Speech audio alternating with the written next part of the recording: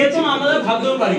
ঠিক আছে, তুমি আমার সঙ্গে কিছু এই গল্প শেয়ার করো, আমরা শুনি। ঠিক আছে, বাবু সামনে স্বাধীনতার আগে একটা ঘটনা বলি। বলো বলো বলো। আমার জন্ম 37 সালে, কিন্তু 1944-45 সালে দ্বিতীয় বিশ্বযুদ্ধ হয়। ওটা শুনেছো কিনা জানি না, বিশ্বযুদ্ধ হয়।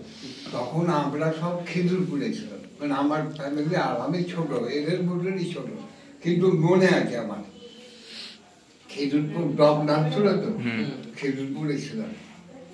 তখন ইংরেজ শাসন আমাদের দেশে, স্বাধীনতা হচ্ছে তো 47 সালে, ইংরেজ শাসন। আমি 42 থেকে 44 সালে কথা বলছি। খিদুরপুর ডকে আমরা ছিলাম, আর আমাদের তখন এই ছিল ইংরেজ শাসন। জাপানিরা ইংরেজদের দেখতে পেত না, ওরা এখানে দখল করার জন্য চেষ্টা করেছিল, কিন্তু পারেনি। কে পেরেছিল? ফরাসিরা পেরেছিল, যে চন্দ্রনগর দিয়েছিল। আর ডাচ, পর্তুগিজ, তারা দিয়েছিল চুচুড়ো, চুচুড়া নাম শুনেছিল না, চুচুড়া দিয়েছিল। এই খিদিরপুর ডকে জাপানিরা তখন ডকে বোম ফেলত।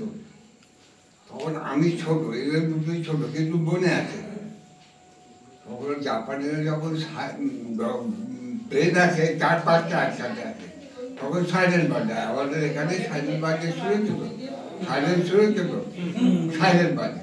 তখন মাঠে হিজির এরা দেখানো চেঞ্জ করা ছিল, সাইলেন্ট বাজলে আমাদের সকলের বলতো তোমরা ট্রেন চেঞ্জ করে যাও। আমরা সকলে ট্রেন চেঞ্জে চলে গেলাম, কারণ বোমা পড়লে ট্রেঞ্চের ওপর পড়বে না, ছিটকে যাবে, এরকম করে পাথরের মতো ছিটকে যাবে। ওই জন্য আমাদের বলতো তোমরা সব